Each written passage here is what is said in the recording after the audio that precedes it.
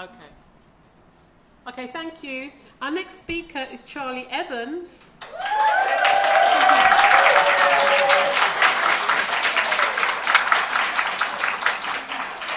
He started the Detransition Advocacy Network.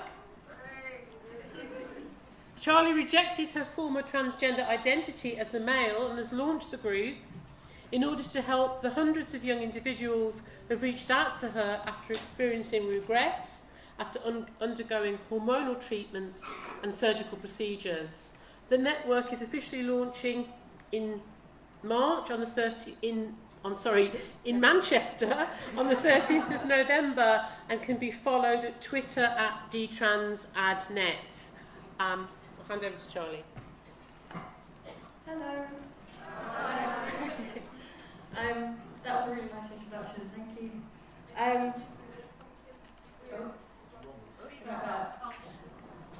Is it my breathing? Is that one better? Is that one okay? Is that better? Yes.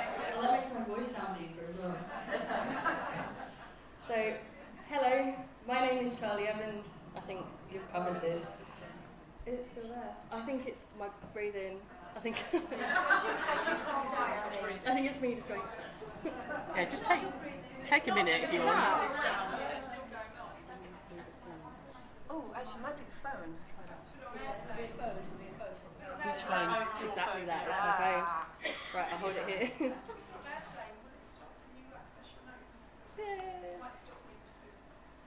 I'm not very good with tech. Let's try that. Bit. So, hello, my name is Charlie Evans. I'm the founder of a new charity to support people who have been harmed by gender identity ideology, the Detransition Advocacy Network. The first charity, as far as I'm aware of, to acknowledge and support detransitioners and allocate funds to the health and legal needs for people who have ceased or reversed medical or social transition. Maybe worth turning the other one off. Yeah, let's try that. I'm not a philosopher or a gender expert or a psychologist, and I expect much of what I'm going to say today has already been covered by people much more experienced and much more educated than I am in the subject. But I speak from first-hand experience of being a child and teenager who was dragged into the born in the wrong body ideology. I think it is my breathing. We've got this set up for everybody else. Do you mind If you put it down, would you still be able to see it? No, it's not that one. It's the signal from the phone is going into the wireless speaker. Oh, so turn the wireless off? Can you turn the wireless off on your phone? It is off. It is. Oh, yes. So it's doing it now when you are breathing, not I don't think it is my phone. Hang on just a second. I could just shout. Can you hear me? Yeah. I've got like lungs. So if we turn off one of them, what about if we turn this I would off? say turn them off and I'll go. Now, how's that? How's that? Yeah. Okay. Alright, see? Now you don't have to hear my breathing. We turn this off. So, I'd like to speak about the experiences of girls and women who transitioned, their reasons for doing so, and why they no longer feel gender identity ideology is healthy or progressive. I'm here to speak today because for decades, gender non-conforming women and girls have been failed by a system that has diagnosed them with a mental condition treated with hormones and surgery. Instead of embracing gender non-conformity, this system has forced these women and girls into boxes, making little attempt to help them overcome their issues with their body and finding it all too easy to take a scalpel to it instead. The system sees surgery as an easy fix for girls who do not conform. Their personality and clothes and hobbies have been seen as a symptom they were born in the wrong body. Instead of being embraced for who they are, they've been told that if they feel their body is wrong, then yes, their body is wrong. They have been failed by organisations like Stonewall and Mermaids, failed even by our own NHS. These organisations sold us a lie, that gender identity, the feeling of being a girl or being a boy, is an innate feeling inside our heads. That sex doesn't make us a girl or a boy, that it's actually this feeling. They sold us the lie that if we don't conform to gender, then we are not actually women, and that hormones and surgeries will be the path to our authentic self. Many detransitioners and desisters now recognise this as a lie, that actually we had not acted on free will, but as a direct result of the oppression of women, a society that makes us hate our natural bodies from quite young, and one that does not tolerate deviations from the norm. Many of us realise this after years of testosterone, some of us after mastectomy, I cannot pronounce that, mastectomies and hysterectomies. Our community, the LGBT community, turned its back on us. We were cast out. We were told that we were never really trans, we were just misdiagnosed, we were just collateral damage for the greater good. I object to any women's quality of life being called collateral damage. I don't believe I was born in the wrong body, or that there is anything about it that needs correcting, even if there are days I really, really feel like it. After I started speaking out about my experience as a young person who socially transitioned, I was contacted by hundreds more, mostly young women. Many had had invasive, life-altering surgeries. It isn't the only way that female bodies are altered by the scalpel in an attempt to make them fit. There are huge violations of the human rights of women and girls around the world in this way, though few are encouraged, supported and even mandated by healthcare services and schools and government policy. I suspect this is the only such violation that is celebrated as progressive and liberal. That is why it's so terrifying. You were born in the wrong body has become accepted. There's a bit of a generation gap with this. When I speak to other feminists I respect and admire, sometimes I'm surprised to hear that they call transitioned girls weak. We are not weak, we were indoctrinated. An experience you will not understand unless you were saturated with it from the moment you started school. I expect it's even worse for the generation below me. Perhaps also for the first time in history, we have two opposing groups each calling themselves feminist. One group says that being a woman is a feeling that can be felt whether you have a female body or a male body. This feeling is undefinable, but it is characterised by thinking, acting and feeling like a woman. If you do not feel like a woman, you are not a woman. The opposing group says that being a woman just refers to sex. It has no bearing on your personality, or clothes, or relationships, or career choices. Sorry. Sorry. No, it's fine, I've got this. Minute. One of those horrible, tickle coughs. Unfortunately, the former of these two, that being a woman or a girl is a feeling inside your head, is by far the dominating view. This is the feminism that is taught in schools.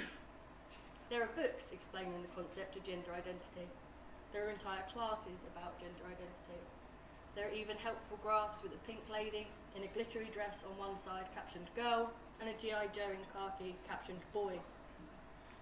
In classes all around our country, this is being taught, and there are gender non-conforming girls looking at this information and feeling very strongly that they must be a boy.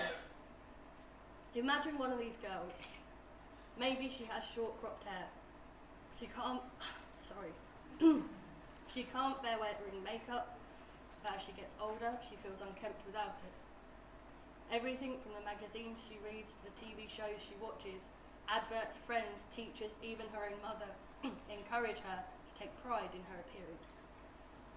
She's taught to cover her scent with 20-odd beauty products lining her bathroom shelves. Everything from her skin to her hair to her feet, every part of her body has a different product. Strawberry, vanilla, mint, tea tree, any scent that isn't her. She hates all of them. She loathes shaving, but after the laughter from her friends at school, she tolerates it. But she feels this is how a successful, well-together, balanced young woman acts. She can never wear the right thing. Her clothes either too revealing or too frumpy. Her sex life either too promiscuous or too frigid. Her body too fat or too thin. Her hatred for her body grows. By the time she finishes secondary school, being catcalled across the street by adult men will have become a normal part of life. Over the next few years, she'll be groped in nightclubs, and eventually she will no longer fight back at the jokes made about her body. She'll learn that these jokes are just boys being boys. She'll learn not to say anything back to them because she might upset them and their feelings are important. Sorry, slowly losing my voice. She doesn't fit in with the boys either. She's been told she doesn't fit in with the girls. She's allowed to play football at school, but she knows she's not seen as their equal. She wants to box, but she's laughed at for punching like a girl. She desperately wants to be seen as their equal. She finds herself wanting to be handsome, grow a beard, wear a tux. She wants girls to look at her the way they look at boys, and starts to say, and to some level believe, she's a boy. Does this sound familiar? Perhaps all of the women in this room were that girl in some way or another. In a healthy society, this girl would be encouraged to stick a middle finger up at the boys, ditch the expensive beauty products, not do any of the stuff she hates, and embrace her body as it is. Perhaps that is what you did if you were that girl once. But today, a child like her is recognised as transgender. She doesn't feel like what society has taught her being a girl means, so therefore she believes she's not. She feels like sorry. Why did my voice hold out until the second I started talking today? She feels like she has started to piece together the bits of the jigsaw. She hates her body. She's never identified as a girl. She knows what transgender means. She knows she can be literally born in the wrong body because that's the stance of our healthcare systems, our GP, her hospital, her school curriculum. She is told her self-harm, perhaps her anorexia, her autism, her symptoms. She continues to say she's a boy, and she's continually affirmed. She knows she's a boy because by now she hates the way her chest attracts attention. She hates her period. She hates attention from boys. She knows she's a boy because she doesn't act like a girl. Nothing about her character has felt girly, and trans ideology says everyone feels their gender. By now she knows she's a boy because she meets the diagnostic criteria for gender dysphoria. A strong rejection of typically feminine toys and typically feminine clothes, mostly male friends, a sense that her feelings and reactions were typical of boys, the desire to be treated as a boy. They're literally lifted from the NHS website on diagnosis for gender dysphoria. Whether she goes ahead with transition or not, and whether she is happy after transition, is a gamble. I stand by my previous comments that there is no real evidence for transition easing dysphoria over therapy to ease self-hatred and sexual trauma, along with the support of her families and friends embracing her gender non-conformity. If we think of that young girl, of course she'll feel unhappy the entire time she is forced to wear dresses and smile and go to ballet. Did I say that with bitter resentment? Because I was meant to say it with bitter resentment. Is transition going to make her happy? Or is it the freedom to be herself, embracing her personality and her hobbies, that is going to make her happy? Does she have to have a double mastectomy to do that? I said it wrong again, mastectomy to do that. If we can do anything to help her live and accept her own body, shouldn't we be doing that? Surely anyone with a heart would want to increase the desistance rate rather than committing young women onto a medical path for their entire life.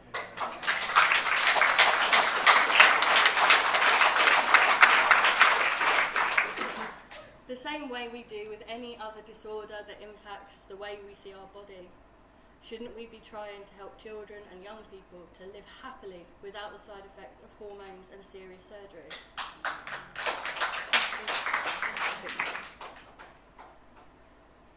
I don't think I can name any other condition that impacts how we see our bodies that we affirm and treat surgically.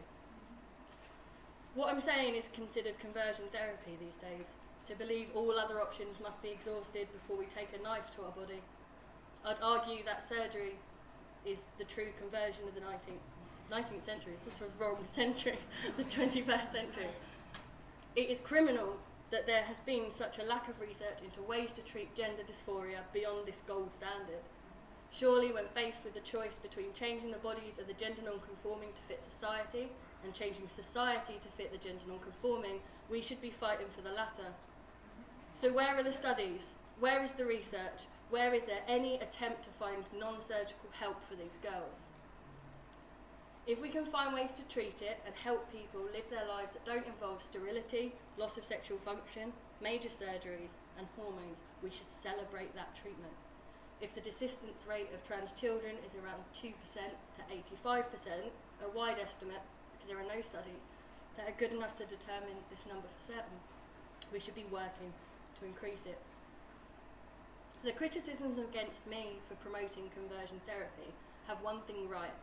Gay conversion absolutely is still thriving in our decade. But I think that the people criticising me are looking in the wrong place. The conversion therapy today is the prescription of cross-sex hormones, mastectomies, hysterectomies as treatment for girls and women who will not conform. I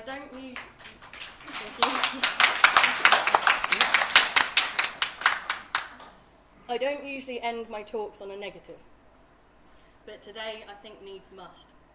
This issue has been ignored and we've been kept silent for too long. It's a basic human right to live without pain. It is a basic human right to live your life freely without coercion, without being told there's something wrong with your body. It is a basic human right that we do not try to correct girls. Telling girls they have a mismatch between their body and their brain if they act or feel more traditionally like boys is not progressive. It is a subversive and manipulative attack on women and girls. Thank you.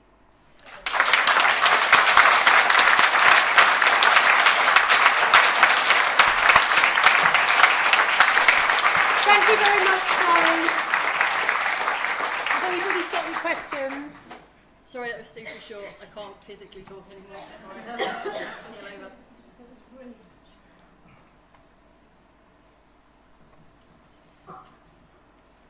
Sorry. Do you want to use this? Yeah, go for No, it. they're not using that. You can use that. Hi, I'd just like to say that it's fantastic that you're here.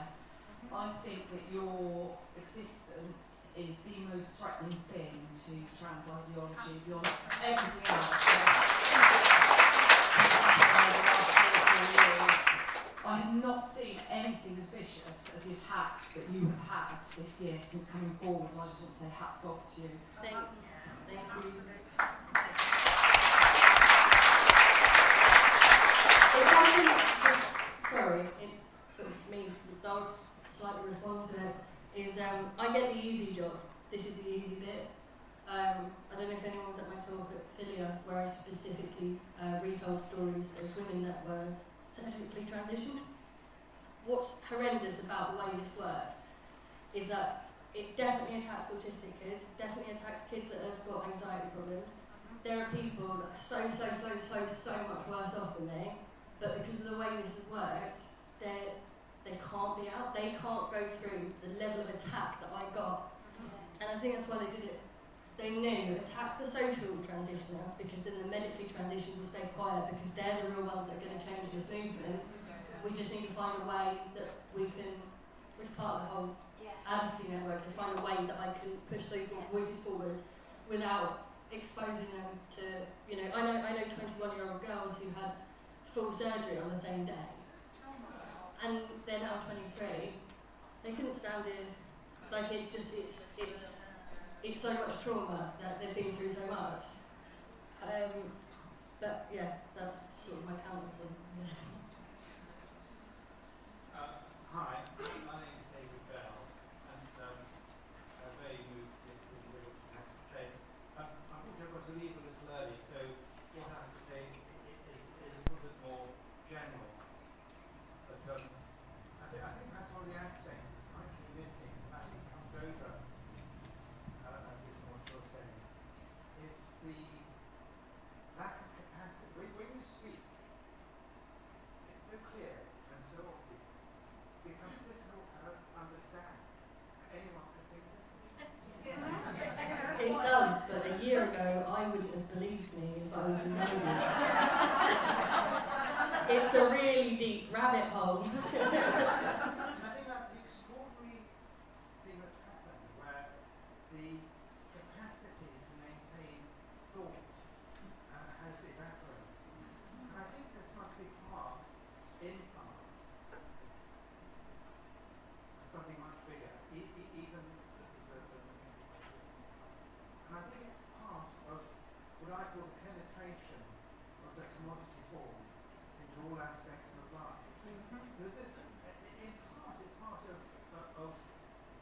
final stage from now capitalism, from neoliberalism.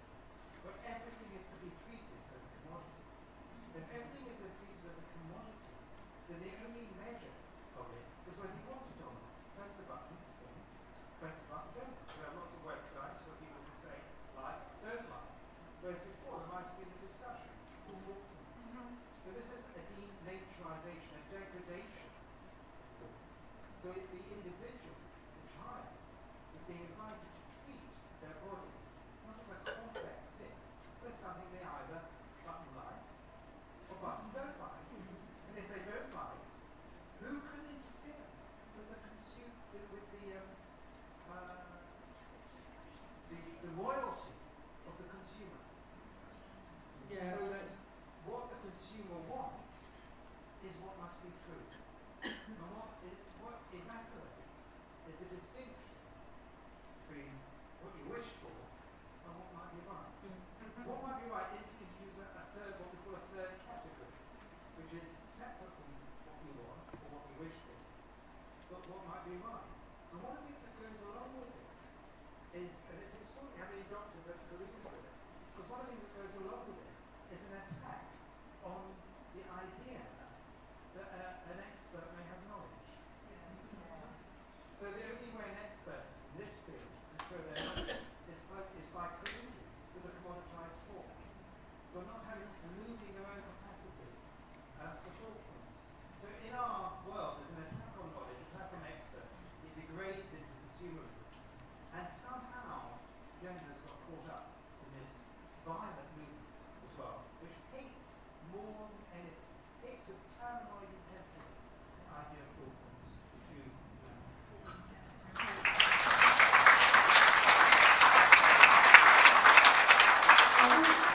I think I'd say though that I think it's even extended to the experts. In terms of my own background, I'm a scientist, I'm a human biologist, I've got 2 degrees in human biology. And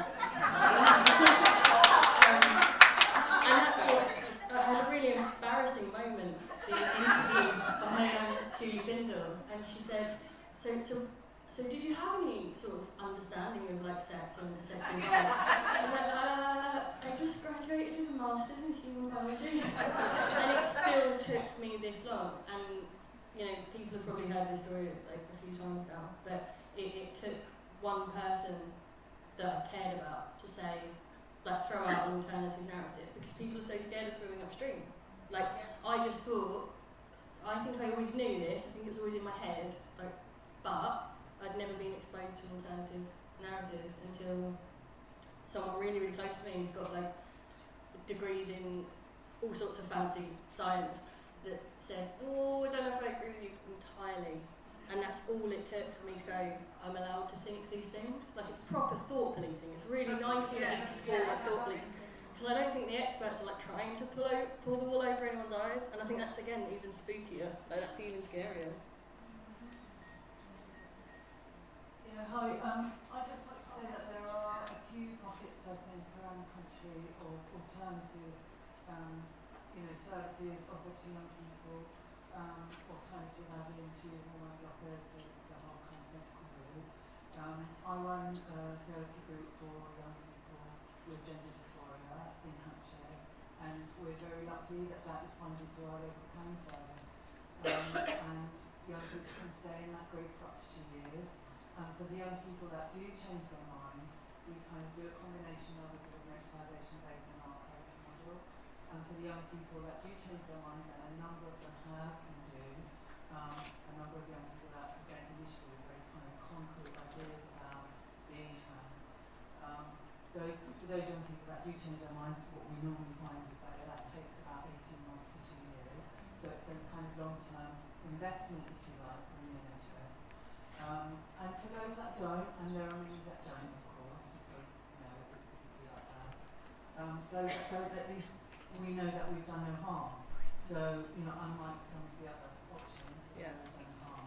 But I think it's about applying pressure to the NHS, to local CAN services, to fund something a bit longer term, a bit more exploratory, because we're also in, as we know, austerity and very kind of quick fix culture. We've got psychological therapies where you're lucky if you get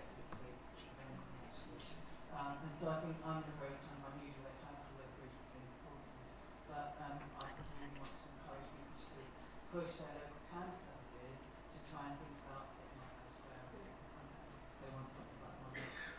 I think that's hugely important. I just wish that when kids in your area were looking for support like that, the first result they're going to get to Mermaids and Stonewall. I think that's one of the, obviously there are services, and I'm massively appreciative that there are, but finding them in the deluge of, again, it's swimming upstream. But yeah, I think that's really important. I didn't know about your service. It's really cool. Charlie, you've talked online, Helen Joyce. Oh, hi. I think a lot of people here would love to know, and you've been asked this probably a million times, what is the useful or any useful thing you can say to somebody who might be in this thought control, mind control situation? How do you start to get them to think differently without being so oppositional that they no longer listen to you? I keep meaning to publish my talk I did with the ROGD parents, because it was basically focused on this. But I see some really enthusiastic smiles. But I think there was nothing that anyone could have said to me at the time. I don't think it's about one specific thing that you can say. You've got to remember these kids are quite far down a rabbit hole at that point. But for me, my parents did this thing where they sort of just went, okay, Charlotte, okay, we'll call you Charlie. Okay, we'll only buy you boys' clothes from now. Yep. Alright, yeah, we can do that referral, but we'll do it later. Let's just give it a year. It's fine. You've got school to think about this year. It's fine. And they did a really good job of not being a barrier for me to kick back from. Because I think if they'd created a barrier where it was like, no, you are a girl, you must still wear these dresses, I would have further retreated into this. So I'd say it's that. And I said to the ROGD parents as well, your kids are going to be really difficult at this time. They, me and my mum now, absolutely best friends. I tell my mum everything. At that time, I would not have believed you that we'd ever be close again. But I think her actions in being so good at sort of going, yep, okay, that's fine. And just almost not engaging with it, but not putting, it's like trying to get a child to eat. The more you say sit there, eat that, you must eat that, the more they're going to put up. Whereas it's like, alright, I bet you could eat a bit though. They're going to be more, yeah. So I guess that's my only. Sorry, supplementary question. Have you talked to Kerry Callahan, who tweets from the States? Yes, yeah. She talks about this sort of thing. Yeah, she's really brilliant. She's much more eloquent than me. Listen to her. You have Pardon? Just say her name again. You have a mic. Kerry Callahan. Kerry Callahan. Yeah. I'll retweet some of her on Twitter because she's absolutely brilliant. Yeah, hi, thank you very, very much for speaking up. Bob Withers, I just wanted to point out that I was at a talk by somebody called Az Hakim a year or so ago, and Az used to run a group of people with gender dysphoria which ran for 10 years at the Tavistock, at the adults clinic, Portland clinic, and about a quarter of the people in his groups were people who had transitioned but were not really happy with the effects. They still had dysphoria after transition. 3/4 of the people were pre-transition, looking forward to transitioning. And he introduced the two groups together.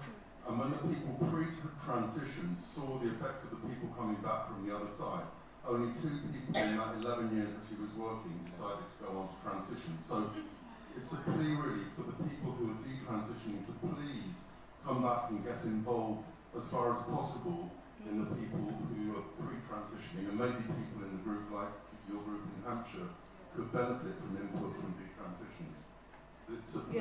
It's something we've been, so obviously while we're getting this network sorted together, it's something we've been trying to work out. Is it going to be worth doing a buddy system online? So it'd be online chat, it wouldn't be charged, it'd be free. Just to talk, just to ask the question. It's such a sugar-coated movement, even down to it's top surgery, it's a double mastectomy, it's a top surgery. So there's so many things. I don't know if you follow Scott on Twitter, because Scott had fallow, and obviously it was just difficult, it was a difficult surgery. And he's really, really good at speaking out about this. But yeah, it's definitely something we're going to try to do. We're not sure how, but we'll find a way. Right. Just following on from Bob's comment, what you're saying is so important. How are you going to protect yourself psychologically from the sort of assault that you've already received? but is going to carry on coming your way, because you know you are target number one for these vociferous groups and their ideology. Have you thought about that, just in terms of protecting the site? Jim.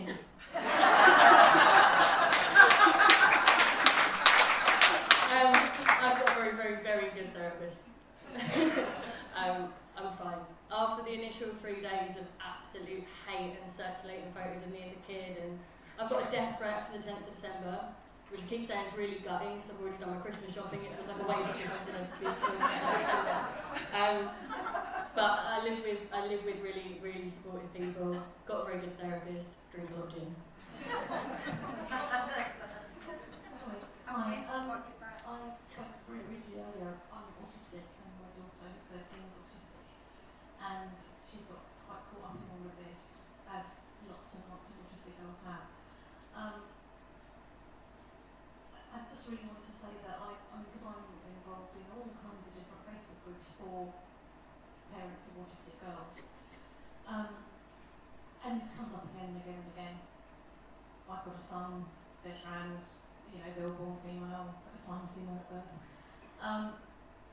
And you will get a deluge of people just saying, oh, that's fantastic, that's a fantastic parent. And I'm not mocking them because I think they're in a very difficult position.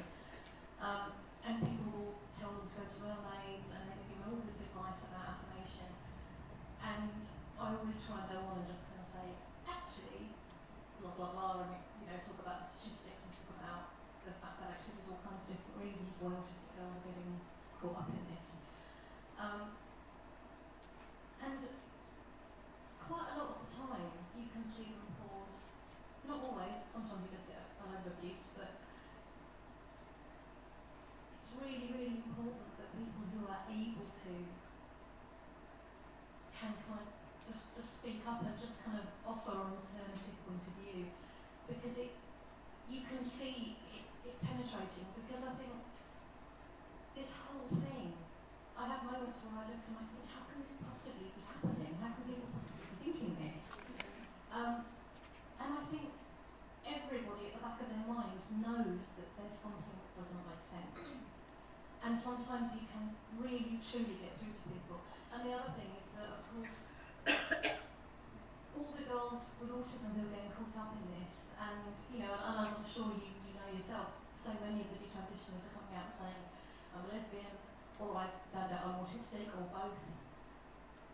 Most of the girls with autism will have a parent who's autistic too, and lots of them won't even know that they're autistic.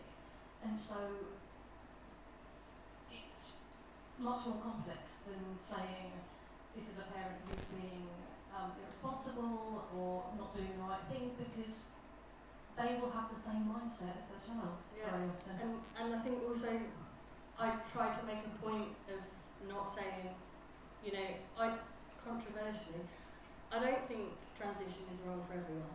I really don't. At all. And I don't think there's any right single way of helping your kids or helping yourself. I think every relationship is going to be different, and but what my sort of mantra is just to get this alternative narrative out there as a thing, just so it is on the radar. Who's already heard my ambulance analogy? I use it a lot. I think one of the reasons this has happened, and one of the reasons it's been so unargued, making up words, but the reason it's just not been questioned. You ever seen an ambulance in central London traffic and some not very pleasant person follows them in a BMW so they can skip all the things? The ambulance is the gay rights movement. People didn't really get it. People bless him, my dad probably thought, it's a bit icky, don't really get it, but I'm a nice person, I like listening to my daughter, I want her to be happy, so I'll accept it. So when the trans movement followed, my dad went, oh, I don't really get it, but I want to be a good person, and accepted it as exactly the same, without question, because the gay rights movement and legalising gay marriage had already sort of pushed people's boundaries. I think it's a lot more homophobia than we as a society would ever admit. And so people just want to be nice. That's it, and I do. I just want to be nice. But I think getting that other view out there just for people to think about is really valuable. When I think about this, I always end up in like, what's the main purpose? I mean, why is the ambulance driving the whole LGBT movement? Why? I mean, is there a purpose instead to transition as many young people as possible? I mean, what's the... Some days I really have my tinfoil hat on, and some days I can really only see this is what I'm making. But when I'm logical and when I've not been acted in, I'm much more likely to think, I think people just want to be nice and progressive, and society's always gone 2 steps forward, 1 step back. I think this is the 1 step back. But we've always done that.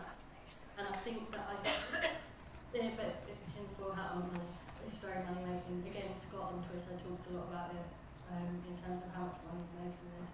But charity industry.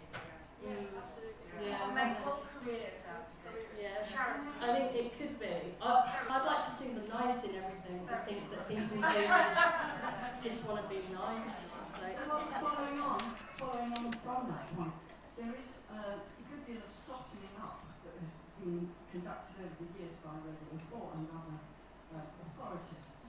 For example, and I happened to have Radio 4 on when I was driving Sunday last week, and I heard a programme called From Our Home Correspondent, and there was an item on non-binary young people. So I wrote to the BBC complaints unit, as I'm going to do on these issues, about this item. It only considered one account. I wanted to say my complaint was biased. The reason is that it only considered one account or explanation for the child's confusion. The correspondent, Sina Kopecha, did not consider the much more likely explanation that the young boy was confused as a result of the epidemic of social media sites actively promoting non-binary and trans as cool websites, and it goes on. I would really strongly encourage everybody to keep at the beat, because they have, unfortunately, in this particular matter, considerable influence. yeah, I think that's really important. I've been quite impressed with Radio 4 particularly. Sort of slow, Inside Science did something quite recently as well. Like just this slow sort of discussions on it. I think they're probably a bit better than other places, but I do think it's really important to say something. Say something, definitely. Yeah, hi. So I'm just going back a little bit in the conversation. I was just wondering if I could add something. As a detransition person myself, so just like the question there, what can you say or what can you do as a parent? It's definitely super complicated, and I can relate to exactly what you were saying. Like I couldn't even answer to that myself, how I would have responded if someone questioned me.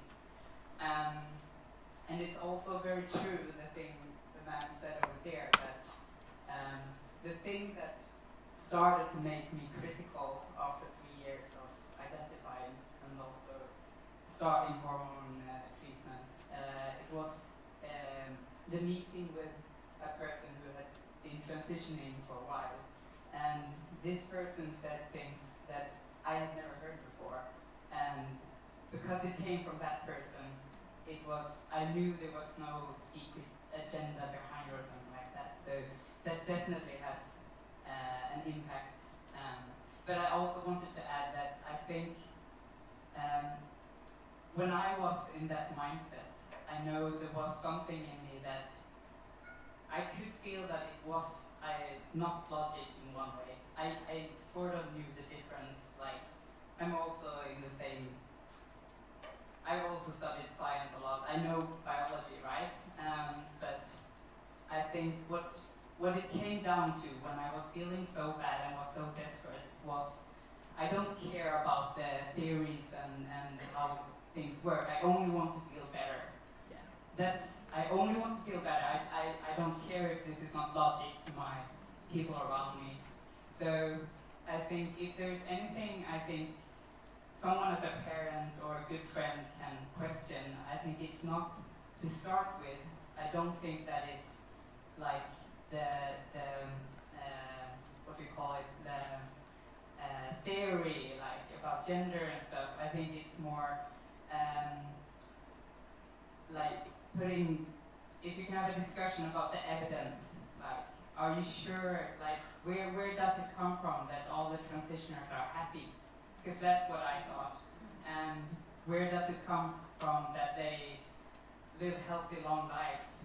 And that, I think that's where you actually can start, just to debunk this whole romanticized picture of how well this all works.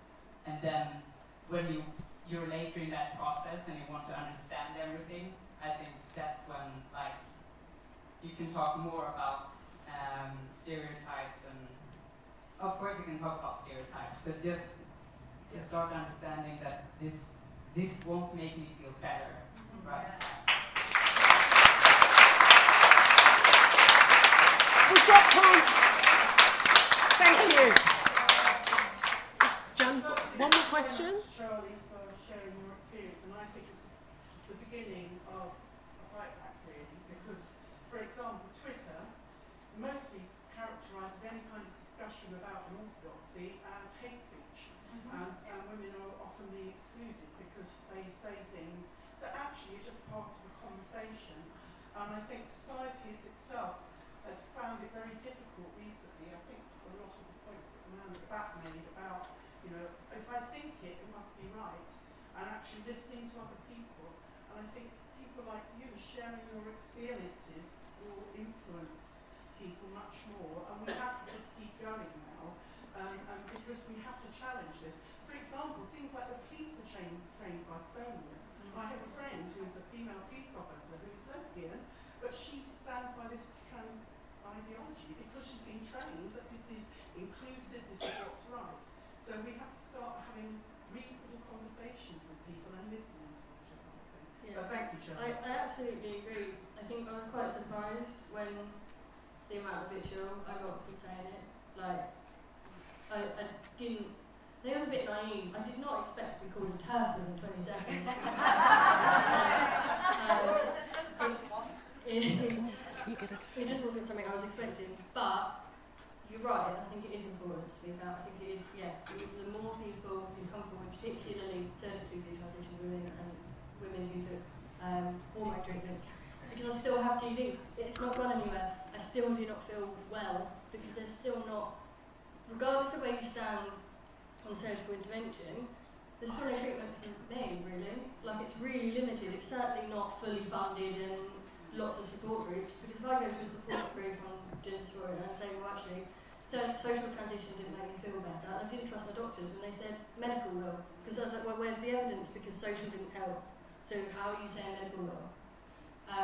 So we instantly just get chucked out and all stuff like that. Like, it's really annoying, because I think detransitioners and people who transition should be closer together. We should, like you know, I don't misgender, I do my best to respect everyone, and if we had the same in return, I think we could offer each other a lot, but the word turf just rolls off people's tongues too quick.